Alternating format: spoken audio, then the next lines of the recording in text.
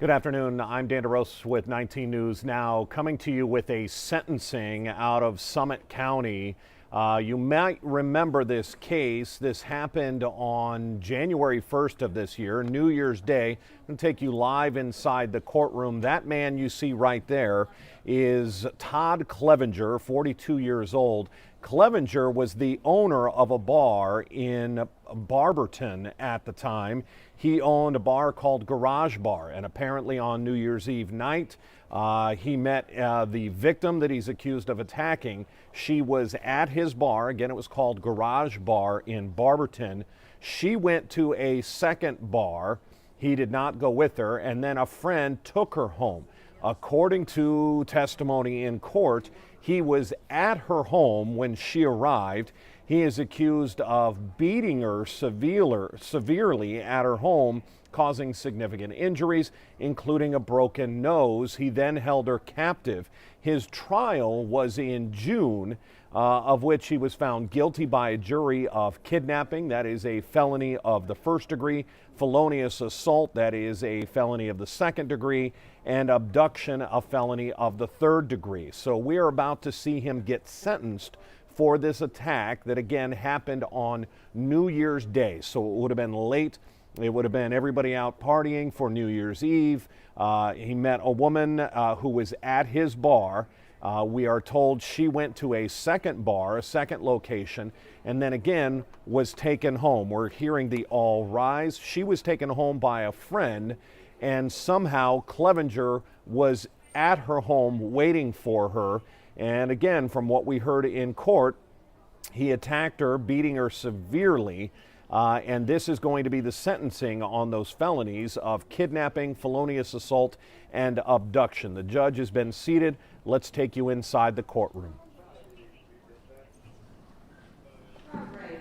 On behalf of the state, I have Ty Graham and Joe Medica.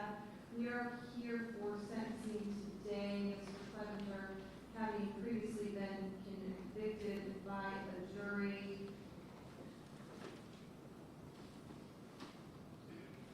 in the late June on all three counts of the indictment. On behalf of the state, I think we can proceed with sentencing. Thank you, Your Honor. May it please the court. I guess I would ask the court, would you like to hear argument from counsel first? Would you like to hear from the victim and victim's family? Well, let's first confirm that everyone has received a copy of the PSI. Received and stipulate to, Your Honor. All right, Mr. Hiltner? We have, Your Honor, as well. Okay, very well. Mr. Maker, why don't you go with arguments of counsel supplemented with the victim's statement as you see fit? First, a couple housekeeping issues, Your Honor. First, the state is requesting to sentence on the kidnapping. I think there's agreement from the state that the kidnapping and the abduction charge would merge. The state has also filed a motion to defendant's motion for murder. All the counts, I do believe that there should be no merger between the felonious assault and the kidnapping. The case law, I believe, is clear on that because there is separate animus and a separate action in an extended period of time, as indicated in the state's motion.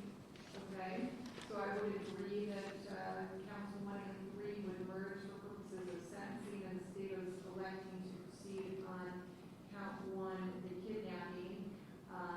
As to the merger of the kidnapping and felonious assault, I do have the motion of the defendant and the state's response. Mr. Hiltner, do you want to address that on the record at all?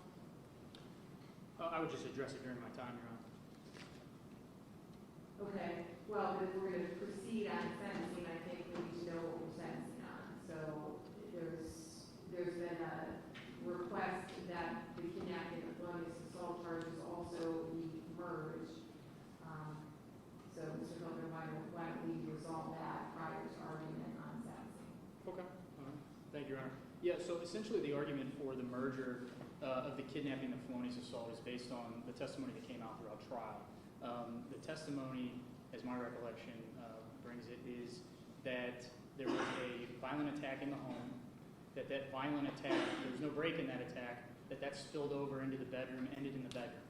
It was at that point that the victim shut the door to the bedroom, and that the rest of the testimony was she went to bed or tried to go to bed and then left several hours later, and then Mr. Clevenger was in some other area of the house. There was no testimony that she ever tried to get out of the room and that he forced the door shut. So there was no separate act by Mr. Clevenger. I fully understand that through the conviction on the kidnapping, that just the fear of additional injuries is enough, to sustain the kidnapping conviction. I understand that. What I take issue with is that the sole act that was testified to, attributable to Mr. Clevenger, was the assault that took place in the house. And then the victim testified that based on the assault that took place in the house, she stayed in the room. So I don't believe that there's any separate animus by Mr. Clevenger that kept her in the room, in addition to what happened in the rest of the house. So what I would argue, Your Honor, is that the kidnapping was incidental to the felonious assault. Since there was no overt action by Mr. Clevenger since then, there was no testimony that there was anything done by him after that fact to keep her there. I believe that they do merge then for that purpose, and then I would just say that in supplement to what I filed with the court. Okay, thank you, Mr. Heltner. Mr. Miller. Thank you, Your Honor. To begin with, the state is going to request prison in this matter. We're requesting a significant amount of prison in this matter, and that is based on the seriousness of the offense. This was a beating head to toe. This was a large man.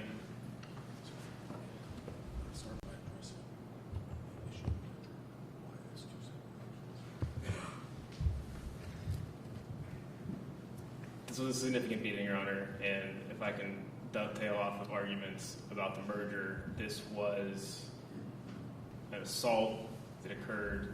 There's a testimony in various parts of Ms. Euler's house. Once Ms. Euler was in the room, she did try to leave the room to testify that the defendant came and charged her. Also, when she even attempts to go get blankets, the words, "Whores don't deserve blankets," demonstrate that there's a separate animus to keep her in that room, to keep her without clothes, and to keep her without comfort. The defendant essentially took advantage of the relationship he had with Ms. Euler to facilitate this offense. We believe the testimony demonstrates that he gained access to her house because Ms. Euler trusted him with her personal belongings earlier on that New Year's Eve night. He gained access to her keys. He was at the house. He came out of the house, and the meeting proceeded to happen in Ms. Euler's own residence, that he gained access to her personal belongings at his bar. There was an ongoing relationship, though this is not a technical domestic violence case. There certainly is a relationship here that Mr. Clevenger took advantage of. The only serious provocation, and I hesitate to say the word serious, is Mr. Clevenger's only jealousy. There was no punch thrown by Ms. Euler. Mr. Clevenger suffered no injuries of his own. He was asked by the police, "Do you have any injuries?" The only injuries he had, he admitted to, was a scratch from someone else, another woman at a bar previously. There was no attack by anyone else who was at Ms. Euler's house that evening. There really is no reason for any mitigation in this case, Your Honor. Throughout the pendency of this case, Mr. Clevenger has had an active warrant out of the state of Kansas. Criminal history is included in the pre-sentence investigation. There isn't a lot of high-level felonies there, but there's certainly a significant criminal history, and some of that criminal history includes violent acts, regardless of the level. And while Mr. Clevenger was out on bond in his own case, he gets charged with hit, skip, possession of marijuana, and leaving the scene of an accident. It's my understanding those matters are set for trial. At no point has Mr. Clevenger accepted any responsibility for his actions. Not while the police are outside Ms. Euler's house, not at his arrest, not at any point during court proceedings, and not at any point during the pre-sentence investigation. Mr. Clevenger seems to have a habit of displacing blame onto other individuals. Even in his recent jail calls and in the PSI, he's saying Ms. Euler's doing this, Ms. Euler's doing that. Things he's concocting in his own head to make up for his own conduct. The state is asking for 16 years in prison for this offense. That would sufficiently cover the seriousness of this offense, the maximum being 19 years. This is a behavior that Mr. Clevenger has demonstrated in the past, and I think it's necessary to protect the community, to keep such a violent individual out of the community. Mr. Clevenger has put the community, Ms. Euler and Ms. Euler's family, through a significant amount. Not only the physical pain of this assault that she had to drop out of nursing school for because she couldn't read textbooks, it derailed her life. Care of her children was placed upon other individuals. She maintained symptoms for some time, originally going to the emergency room after the attack and then having to go back to the hospital because she was still suffering from headaches in the hospital for a good couple of days afterwards. Again, at that point, derailing her life because she could not continue in her schooling. The legal process in itself is not easy. Beth has been here. She has been honest, and she sat on that witness stand for a significant amount of time and told her truth. And that's admirable, and certainly in the interest of justice, the state cannot thank her enough. And in part of Beth's story, she mentioned that at the end of the assault, she believes that Mr. Clevenger only stopped because she said, "My kids will have to see me like this." And her kids did have to see her like this. And that is Mr. Clevenger's fault. Thank you, Your Honor. Ms. Euler would like to make a statement as well as some other members of her family at the court's discretion.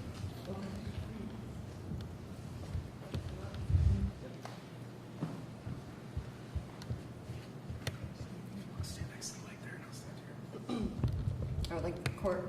Okay, ma'am. I know you've testified before, and I know who you are, but for the record, can you just state your name? My name is Beth Euler.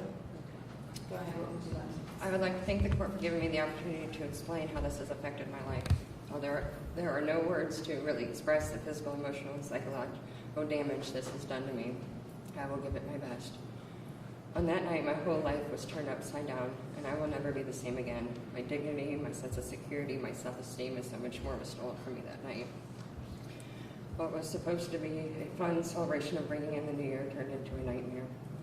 Prior to this, I was an outgoing, confident college student and a hardworking mother of two. Due to the severity of my injuries I endured, I had to withdraw from school. This month was supposed to be the month that I graduated to become a registered nurse. For about a month after I was released from the trauma unit, I was unable to care for my children or myself. Between my mother, my best friend, and the father of my children, I was under 24-hour care. I couldn't even bathe myself. I will never forget the pain and sadness in my children's eyes the first time they seen me since that brutal attack that night, and how helpless and worthless I felt as a mother, not being able to care for them, and the fear for our safety. No longer can I lay my head down in my own home and go to sleep with the feeling of safety and comfort. Between nightmares and being startled awake by every little noise, I am unable to get any rest. The events of that night replay over and over in my head, which makes me severely sick to my stomach. The thought is constantly there. What have I done to deserve this? And I have to try to remind myself it's not my fault and nobody ever deserves this. I push myself every day to make it to the next without falling apart. My counseling sessions with the Hoping Healing Center has helped me learn how to cope and keep moving forward. Can't go anywhere without someone bringing it up. It's all over social media. My name is being dragged through the mud as if I had done something wrong. I've even had friends of Todd's come into my place of employment and cause a scene. I've even had a pool ball thrown at my head. Thankfully, they missed. So here I am asking the court to consider my request for the maximum sentence on all charges. This way I won't have to worry about him on the streets as me and my family try to mend the wounds. If I am able to keep him off the streets, it's not just justice for me, but prior victims of Todd's as well that stayed silent in fear. Myself and others can finally get some rest knowing justice was served. Thank you.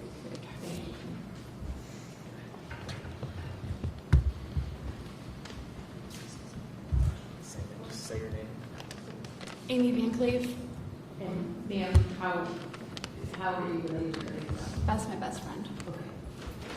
Okay, my name is Amy and I'm Beth's best friend. On New Year's Day, she called me and told me to come see her that Todd had beat her. I'm not even exaggerating when I say her head was the size of a basketball. I instantly started sobbing uncontrollably. She couldn't even open her eyes or stand up to hug me. Me, her mother, and Kenny spent every second with her, taking care of her for a good month. I've never seen my best friend of 16 years so blank, lost, and afraid. She was totally helpless, and so was I, because I love her. She's my person. The emotional trauma that her 2 children endured seeing their very strong mothers so weak and beaten has scarred them both for life. She still struggles daily to hold it together, but she has a great support system. I pray nobody ever has to go through this pain and suffering like this ever again. And with that being said, I hope and pray Todd receives the maximum sentence on each separate charge. Thank you. Thank you. Best mother, Your Honor.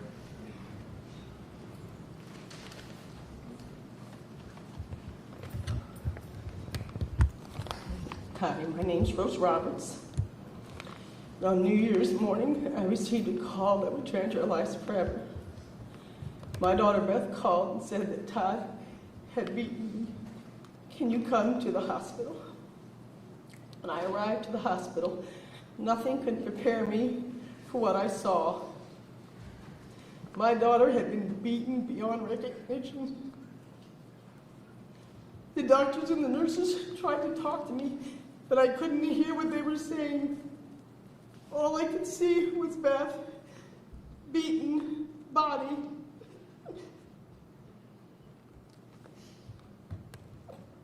I couldn't get my mind around what had happened to her. Beth spent 3 days in the trauma unit, packed in ice, in tremendous amount of pain. Her head was so swollen that the doctor had ordered tests to see if Beth had skull fractures. By the grace of God, she did not. Beth was and still is suffering some severe concussion syndrome. Beth has spent many weeks in the dark because the light caused excruciating headaches. Her entire body was severely beaten. She was unable to care for herself or for her 2 children. Every aspect of Beth's life required care. Things that we take for granted, such as eating, even something as simple as a drink of water. Beth needed assistance. Beth needed help to go to the bathroom. And as I bathed my daughter, it was emotionally hard to see the extent of the damage done to her body. I do not think there was a place on her body that was not deeply bruised. She was black and blue from head to toe. Todd Clevenger even stomped on her feet. I could not wash her hair for weeks, for Todd Clevenger had flung her around by the hair of her head, breaking double-pane windows in her home by the force of her body.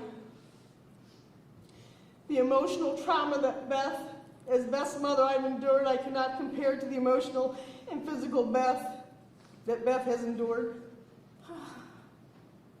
Beth will deal with this the rest of her life.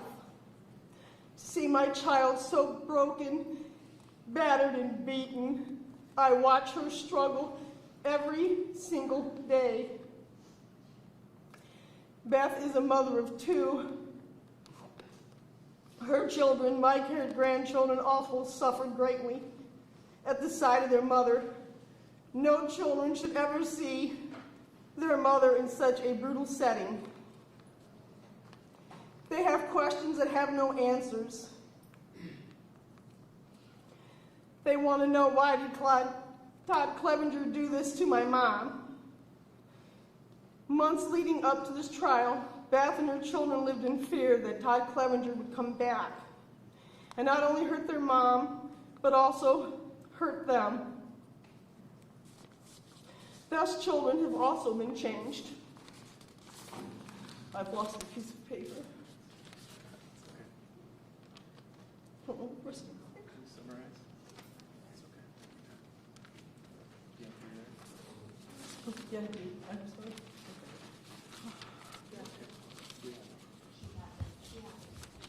Family and friends and the father of her children stayed with Beth in their own home. This family has been traumatized and unable to stay in their own home at night without support of family and friends. This brutal attack that Todd Clevenger perpetrated on Beth has affected a multitude of people and has even impacted our community. Beth is a nursing student, unable to continue in her education or in her career. Beth would have graduated this month, ready to tackle the world, but instead she has a long road of recovery ahead of her. When I stated earlier that this senseless, brutal attack changed our lives forever, Beth is the one whose life has been changed. She will never again be the same person she was before Todd Clevenger beat her within an inch of her life. And this is not an exaggeration. Todd Clevenger beat my daughter within an inch of her life. His own defense attorney, Max Hiltner, stated this in his closing argument, that the man that did this beat Beth Euler within an inch of her life. So this is why I'm asking the court today to give Todd Clevenger the maximum sentence. He has inflicted a life sentence on my daughter. And not only do I ask the court to consider that maximum sentence, but he deserves it. Thank you.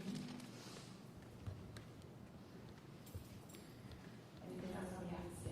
Please, Your Honor, the court has heard the evidence, knows the seriousness, it has seen the injuries, it has seen the serious impact it has had on the victim and on the community. As such, the state requests a serious prison term commensurate with that effect, Your Honor. Thank you, Mr. Mayor. Mr. Hilton. Thank you, Your Honor. May it please the court. I'd like to start by calling some witnesses on behalf of Todd. The first would be Robert Caven. Come on up, sir.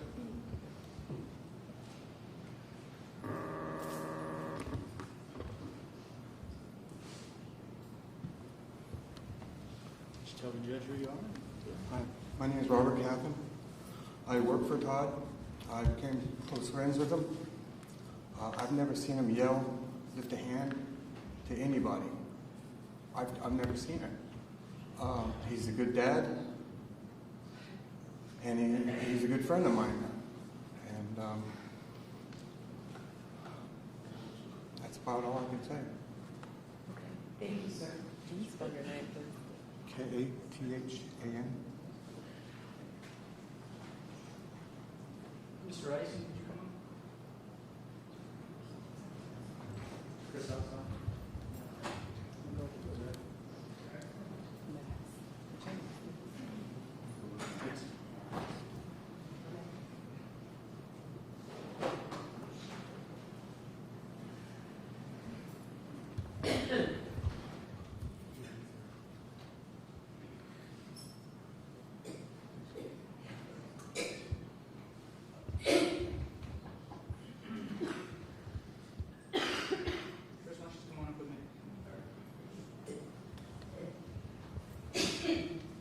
Tell the judge who you are and spell your last name, please. Chris Ison, Isolin. Oh, sorry. Chris Ison, Isolin. Okay, so what is your reason for that? What's that? What is the reason for that? Oh, I just want to get a different side of Todd other than what's being portrayed. Thanks, Your Honor. I want to start by thanking the court for allowing me to take this time to speak about this. It's no secret if you have a Facebook that you probably heard about Todd Clevenger. You may think the way he acts online, he may be arrogant, pompous at times, bad attitude, and whatever you may think. When the computer goes off and you sit down with him and really get to know him, he is a completely different person than the publicly outspoken Todd. I've been around Todd for years now, and I know him on a more personal level than almost anybody. I can attest to his character, whether it be feeding and caring and housing for the homeless or protecting his female friends from harm's way. Go ahead, sir. There have been instances where Todd has protected his friends from possible abuse and headed off the situation in a non-violent way. He one time even was hit while breaking up a fight at his establishment. He was hit numerous times without breaking a professional composure. I asked him how he kept so cool about the fight that was broken up, and he said that he always has his son in the back of his mind during these types of situations and does not want to ever harm a chance to have his son more. I know my time is limited, but I have never seen this man become violent with anybody, especially women. He is always the one trying to protect them from the situations. He is a great asset to the community, whether he is housing the homeless, as stated before, helping friends out by giving them a place to stay. Todd has contributed a lot for the community in which he lives. Some may argue differently, but those people are the people who have never met him. I would ask the court for leniency in the sentencing today. Thank you. Thank you, Your Honor. Thanks, Chris. Thank you. Ms. Walters? Sean Walters, you can grab it first. Thank you.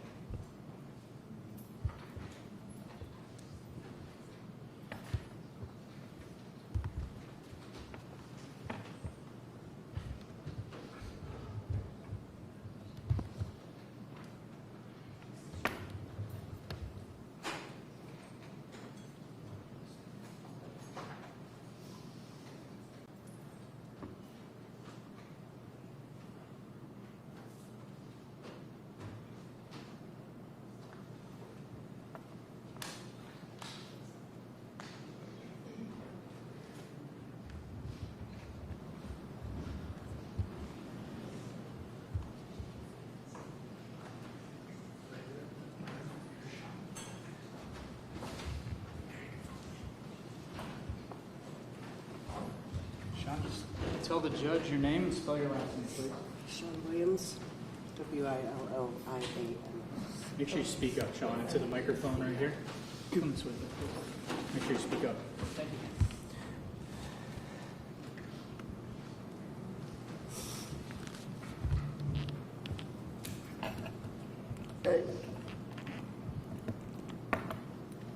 He does everything for everybody. I don't understand this.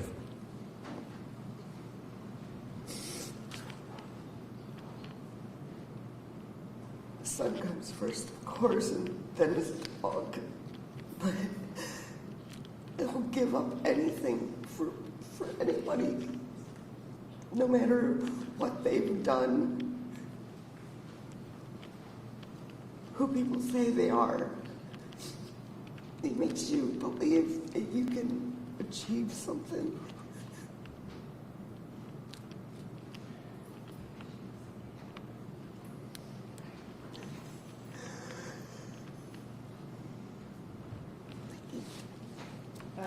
Thank you. Thank you, Sean. Tiffany Gregory?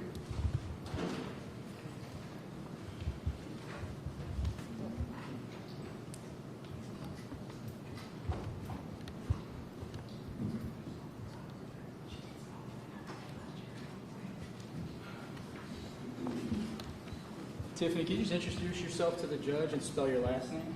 Tiffany Moman, M-O-M-A-N. Go ahead. Todd is my uncle. As previous people have stated, he's always been willing to do whatever he can to help anybody. There was a point where I needed a place to stay. He allowed me a place to stay. He puts his child first. His son is his main priority.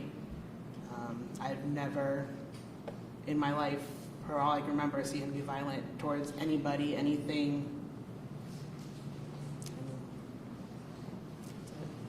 Okay, thank you. Thank you, Tiffany.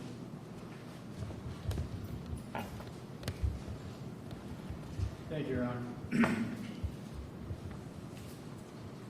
I just want to address a few things that were stated by the prosecutor with regard to some of the criminal history that was sort of outstanding for Mr. Clevenger. One, the bargaining matters, which were set for trial tomorrow, those have been resolved.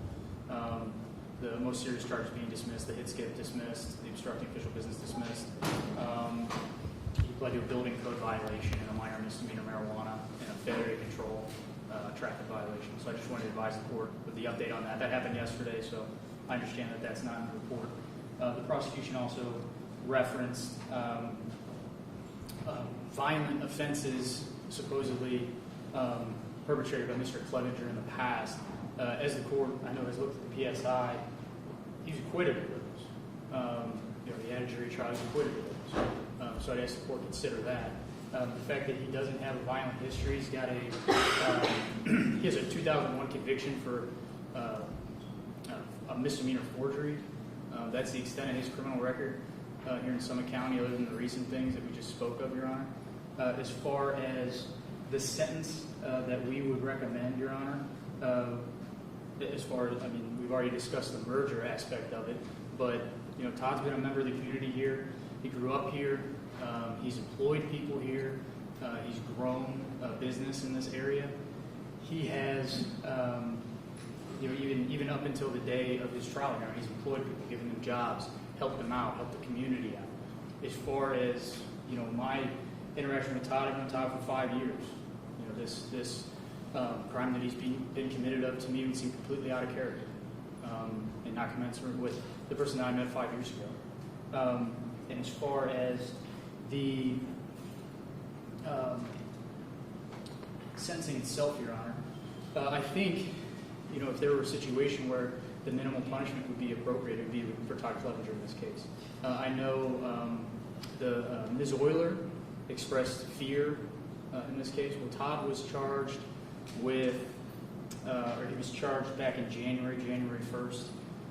He'd been out in the community the whole time up until his trial. So that entire time, and for a period, he wasn't on GPS monitors. For a period of time, he was not being GPS monitored. He wasn't under house arrest, and there was no allegation that he even approached Ms. Euler or approached anyone in her family that I'm aware of, Your Honor. So I can't take that fear away from Ms. Euler. I completely understand that. But I think as far as there being a risk to her if Todd is out in the near future, I think that Todd himself has quelled that fear by his actions while out on bond, which the court allowed him to do. With that, Your Honor, I would just ask for the minimum sentence. And I believe Todd, Mr. Clevenger, does not want to address the court. I did go over with him that he has an absolute right to appeal this case, and it's my understanding he does that, or he wants to do that. And what I also advise him of is that anything he says here could potentially be used against him later, if he does appeal, and if there is a new trial for some reason. So it's for that reason that I think he wants to take my advice and not address the court. And so we'd ask for the minimum sentence, Your Honor. Okay, I understand that. I think the case law does require that I ask Mr. Clevenger directly if there is anything that he would like to say prior to sentencing. No, Your Honor.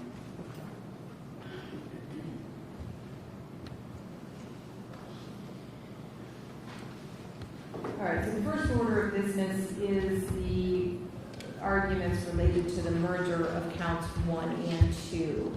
Court does find that there is enough evidence of a separate animus to proceed to sentencing on both of those counts. There was testimony that there were further actions by the defendant which created fear and created the victim's belief that she could not leave that room, also evidenced by the fact that she fled through the window and not through the proper part of the house. So I will proceed to sentencing on both counts 1 and count 2.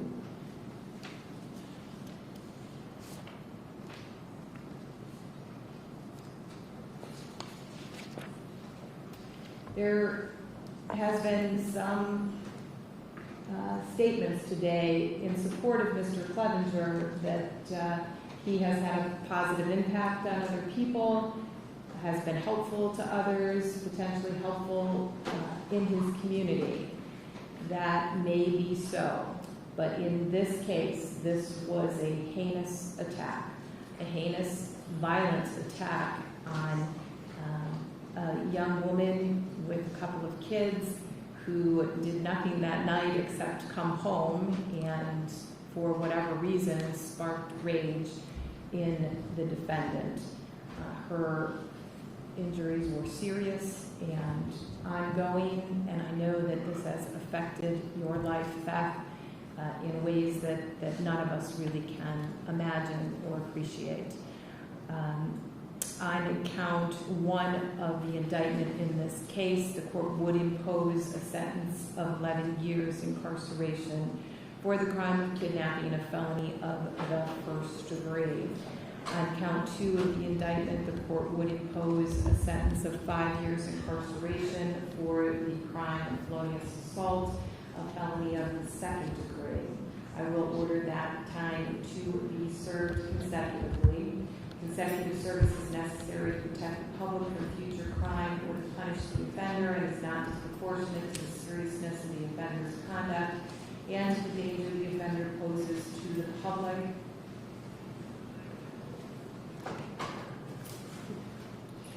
Two of the offenses were committed as a course of conduct, and the harm caused by the two offenses was so great or unusual that no single prison term for any of the offenses committed would adequately reflect the seriousness of the conduct and the harm in this case. Mr. Clevenger, I need to inform you that you will also be subject to a 5-year period, a 5-year mandatory period of post-release control under Revised Code 2967-28. When this period of post-release control is imposed, if you violate the conditions of that supervision, the parole board may impose a prison term as part of your sentence of up to 1/2 of your stated prison term. If while in post-release control you would be convicted of a new felony, in addition to being punished for the new offense, an additional prison term of 1 year or whatever time remains on your post-release control term may be added as an additional consecutive penalty. And because you have been convicted of kidnapping, you are presumed to be required to enroll in the statewide violent offender database under terms that I will discuss with you in a moment. I have issued a prior journal entry informing you of your right to file a motion to rebut the presumption, which would require that you assert that you were not the principal offender in the commission of the offense and request that the court not require you to enroll in the violent offender database. You would then be required to prove by preponderance of the evidence that you were not the principal offender in the commission of the kidnapping. As there were no co-defendants in this case and as there was no allegation that Mr. Clevenger acted in concert with any other person in committing this offense, and as no motion has been filed, I am going to proceed to inform you of your registration requirements.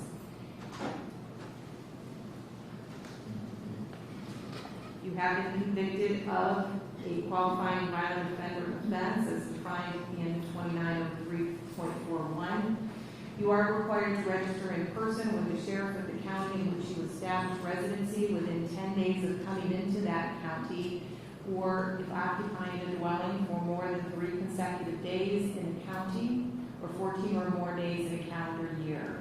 You are required to provide the sheriff certain information, including your full name and any aliases you may use, your residence address, your social security number, any driver's license number or commercial driver's license number or state identification card number issued to you. Information regarding the offense of which you were convicted or pleaded guilty, the name and address of any place where you are employed, the name and address of any school or institution of higher education that you attend, the license plate number of each vehicle owned or operated by you or registered in your name, the vehicle identification number of each vehicle, and a description of each vehicle, a description of any scars, tattoos, or other distinguishing marks on your person. You are required to provide the sheriff fingerprints and palm prints. The sheriff will also obtain a photograph of you at the time of registration. After the date of initial registration, you are required to re-register annually, and you must update and or amend any of the information described above that has changed or provide any additional information requested at the county sheriff's office within 10 days of the anniversary of the calendar date on which you initially registered. If you change your residence address, you shall provide written notice of that change to the sheriff with whom you most recently registered and to the sheriff of the county in which you intend to reside. You are required to comply with all of these above described requirements for a period of 10 years, unless the sentencing court would determine otherwise. Since your expected residence is located in Summit County, you shall register in person no later than 10 days after your release from incarceration with that county sheriff's office located at 205 East Crozier Street. Failure to register or failure to verify residence at the specified times will result in criminal prosecution. The 10 years will begin to run at the time of your release from prison. So within 10 days after your release from prison, you do need to register and then start that 10-year period of your requirements to register as a violent offender. I need you, with your counsel's assistance, to sign this, that I have gone through these requirements and explained them to you on this date.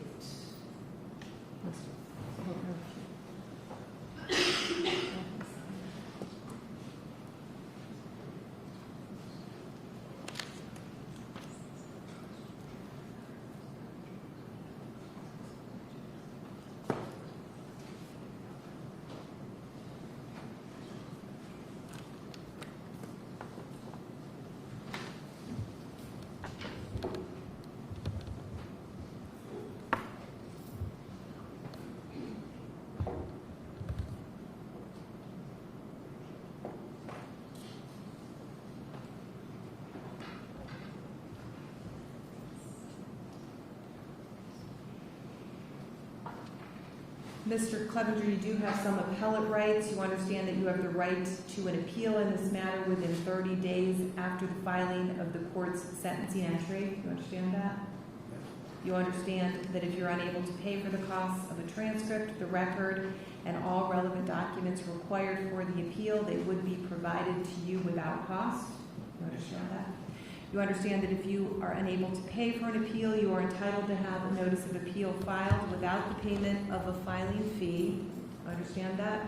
And you understand that if you're unable to obtain counsel for an appeal, counsel will be appointed for you at no cost. Yes, sir. All right, Mr. Hiltner, I know you have expressed that Mr. Clevenger does intend to appeal. Have you had a discussion with him about whether you will continue to represent him in an appeal, or whether he has the means to obtain other counsel? Yeah, we have, Your Honor. It's my understanding he does wish to have counsel appointed for him. Given his current state, he's incarcerated, he does not have the funds to hire counsel, so he has to court appoint. Okay. At this time, I will appoint Attorney Richard Kudachief to represent Mr. Clevenger for purposes of appeal. I'm not going to impose a fine. Judgment will be rendered against you for court costs. You will be given the opportunity to pay those costs on a payment schedule. If you're not able to do so on a timely basis, you could be ordered to do community service in order to satisfy the cost judgment. I do have 45 days of Summit County time that will be credited to Mr. Clevenger's sentence. Is there anything further for the record at this time, Mr. Minicott? Nothing further from the state, Your Honor. Mr. Hiltner? No, thank you, Your Honor. All right. So the sentence that has been imposed is a total of 16 years incarceration with 5 years of mandatory post-conviction, post-release control. Court is in recess.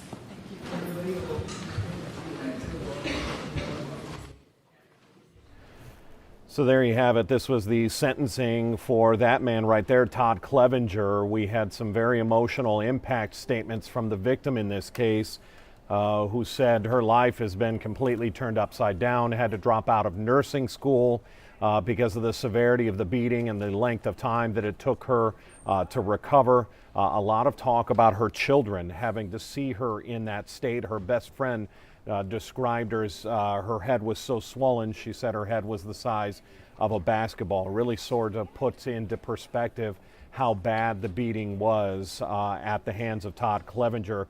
In the end, the state got exactly what they were looking for. They asked the judge for a 16-year sentence, and that's exactly what Clevenger got. It could have been up to 19 years, but the judge going with the state's recommendation there and giving just 16 years. What was interesting is the merging of two counts. You heard them talk quite a bit about that. He was found guilty on 3 counts: kidnapping, felonious assault, and abduction. They merged the kidnapping and the abduction into one sentence. That was the 11-year sentence, and then 5 years for assault. In the state of Ohio, it's fairly new within the last couple of years that in a crime like this, much like you would hear about a sex offender having to register once they get out of prison, in a crime such as this, he will have to register as a violent offender because of the nature of the crime, and he'll have to register for 10 years, and that'll be through whatever county sheriff that he decides to live in.